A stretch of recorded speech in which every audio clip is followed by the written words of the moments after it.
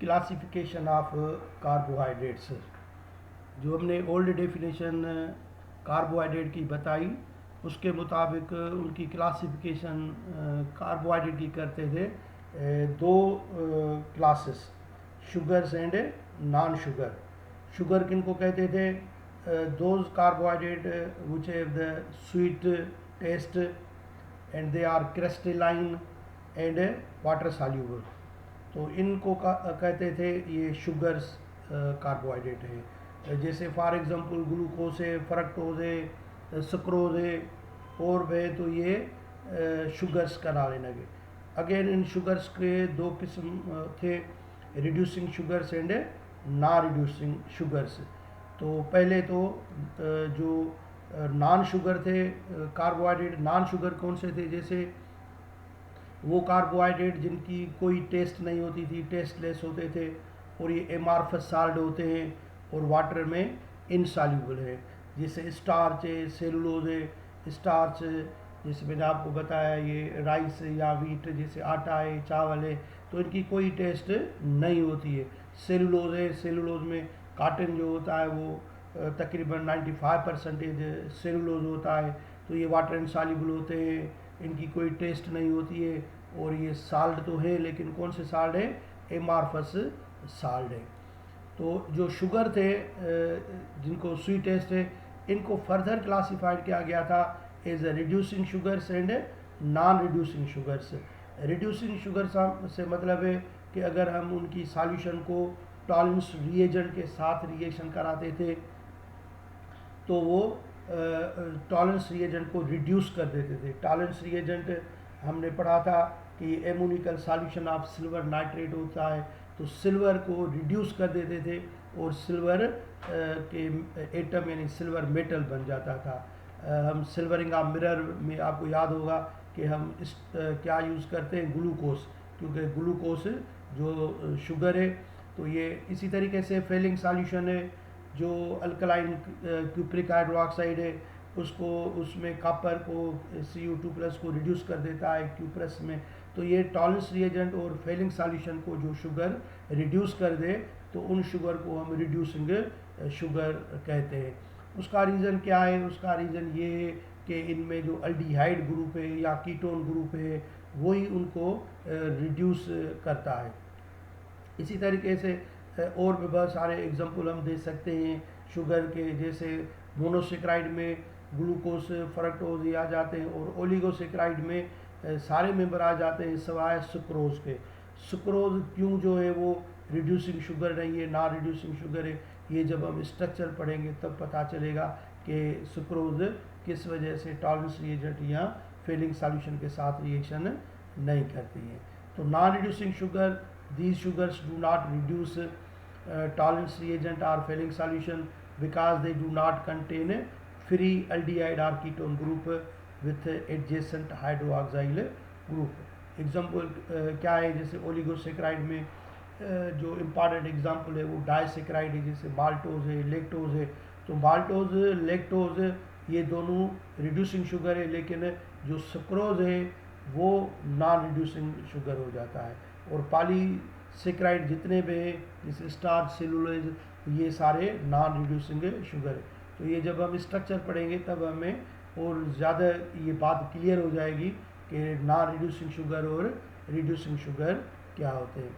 तो ये एक क्लासिफिकेशन थी कार्बोहाइड्रेट की, लेकिन ये क्लासिफिकेशन इतनी सही साइंटिफिक बेसिस पर नहीं थी। तो जब कार्बोहाइड्रेट की नई डेफिनेशन बताई गई कि they are the polyhydric of aldehyde and ketone, और उनकी जब स्ट्रक्चर वगैरह की स्टडी की गई तो उनमें कितने मॉलिक्यूल होते हैं उनके बेसिस पर, मॉलिक्यूलर स्ट्रक्चर के बेसिस पर अब जो हम कार्बोहाइड्रेट को क्लासीफाई करते हैं उसके ये 3 मेजर क्लासेस होते हैं, जैसे मोनोसेक्राइड्स, ओलिगोसेक्राइड्स एंड पॉलीसेक्राइड्स। ये सेक्राइड लैटिन वर्ड है जिसकी मीनिंग है शुगर, इसलिए कार्बोहाइड्रेट को सेक्राइड में कहा जाता है। तो सेक्राइड्स सेक्रम से निकला है जिसकी मीनिंग ही होती है शुगर। अब मोनोसेक्राइड क्या है, ओलिगोसेक्राइड क्या है, पॉलीसेक्राइड क्या है, इनकी हम स्टडी करेंगे। Monosaccharides are the simplest carbohydrate which cannot be further hydrolyzed into simpler carbohydrate unit. They contain 3 to 6 carbon atoms. 9 तक कार्बन हो सकते हैं, लेकिन हमारे किताब में 3 to 6 कार्बन एटम है। तो मोनोसेक्राइड, ये जो हमने डेफिनेशन में बात की थी अल्डोजिस और कीटोजिस की, तो हकीकत में ये सारे मोनोसेक्राइड हैं। यानी कि सिंपलेस्ट यूनिट जो होगा, जो फर्दर हाइड्रोलाइज न हो, उसको हम क्या कहते हैं, ये मोनोसेक्राइड होते हैं। जैसे तस्बी होते हैं, उसका एक जो दाना होता है, ये एक जस्ट लाइक समझ लें मोनोसेक्राइड है।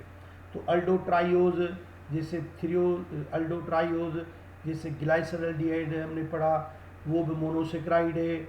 अल्डोट्रेटोज के जो हमने 4 आइसोमर पढ़े, थ्रियोज, एरीथ्रियोज, एल में, डी में, वो भी सारे मोनोसेक्राइड है। अल्डोपेंटोज के जो मेंबर हमने पढ़े, राइबोज, एरिबिनोज, जाइलोज, लाइक्सोज, ये क्या है, मोनोसेक्राइड है। अल्डोहेक्सोज के जो हमने 16 आइसोमर बताए, तो ये सारे क्या हैं, ये मोनोसेक्राइड हैं। तो इनमें से जो इम्पॉर्टेंट मोनोसेक्राइड हैं, हम इधर हमारे सिलेबस के मुताबिक उनकी स्ट्रक्चर ही सिर्फ पढ़नी है और इतना ज़्यादा डिटेल में हमें जाना नहीं है इनके बारे में। तो हेक्सोसिस में जो आउटस्टैंडिंग इम्पॉर्टेंट रखने वाले हेक्सोसिस हैं, उनमें है ये ग्लूकोज, फ्रक्टोज और मानोज, गैलेक्टोज।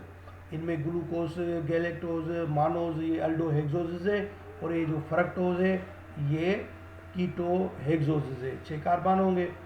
तो ये जो मोनोसेक्राइड है, इनकी हमें स्ट्रक्चर इधर पढ़नी है। कुछ और भी पॉइंट्स हम एक्स्ट्रा पढ़ेंगे। तो ग्लूकोज आल्सो कॉल्ड डेक्सट्रोज, इसको डेक्सट्रोज कहते हैं, is found in fruit and honey. तो ये आपको ग्लूकोज या डेक्सट्रोज कहाँ मिलेगा, जितने भी स्वीट फ्रूट्स हैं उनमें मौजूद है। मतलब फर्क, ये जो ग्लूकोज है, ये सारे कार्बोहाइड्रेट का स्मॉलेस्ट यूनिट है, तो उसमें हमें मिलता है। It is an open structure as well as close chain structure. Glucose के लिए हम कहते हैं कि ये इमीडिएट सोर्स ऑफ एनर्जी है। तो हम जो स्टार्च खाते हैं, तो उनको डाइजेस्टेड करके आखिर क्या बनता है, ग्लूकोज ही बनता है, जो ब्लड में दाखिल होकर फिर वहाँ पर कंबसन होती है, ऑक्सीजन की मौजूदगी में ऑक्सीडेशन का फिनोमेना होता है, और फिर उसमें से हमें एनर्जी, कैलोरीज मिलते हैं। तो ये ग्लूकोज में 6 कार्बन एटम, जिसमें से 1 of which is part of sugar group and is therefore referred to as an aldohexoses. It is found in fruit and honey. तो अब हमें इस ग्लूकोज की स्ट्रक्चर वगैरह पढ़ेंगे, और ग्लूकोज के फिर आगे आइसोमर्स बनते हैं। फिलहाल तो जनरल पॉइंट्स हैं। नेचुरली अकरिंग ग्लूकोज जो हमें मिलता है, वो डी ग्लूकोज हमें मिलता है। अब आपको पता हो गया कि डी ग्लूकोज क्या होगा और एल ग्लूकोज क्या होगा। यानी कि स्ट्रक्चर से पता चलेगा कि जो सेकंड लास्ट है, माना 5 नंबर कार्बन वाला जो OH है, वो राइट तरफ में होगा, तो हम इसको कहेंगे डी ग्लूकोज। और अगर वही 5 नंबर पर OH अगर लेफ्ट साइड में लिखा जाएगा, तो हम इसको कहेंगे एल ग्लूकोज। तो कुदरती जो ग्लूकोज मिलता है वो कौन सा होता है, ये डी ग्लूकोज होता है।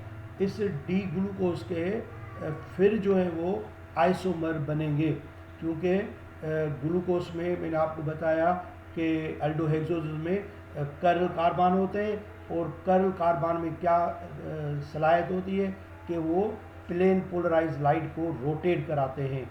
इसलिए हम कहते हैं कि उनमें ये ऑप्टिकली एक्टिव होते हैं। तो ऑप्टिकल एक्टिविटी होने की वजह से ये रोशनी को रोटेट कराते हैं, क्लॉकवाइज एंड एंटी क्लॉकवाइज। इसलिए हम इनको फिर 2 इसके आइसोमर बनते हैं, डेक्स्ट्रो रोटेटरी एंड लेवो रोटेटरी।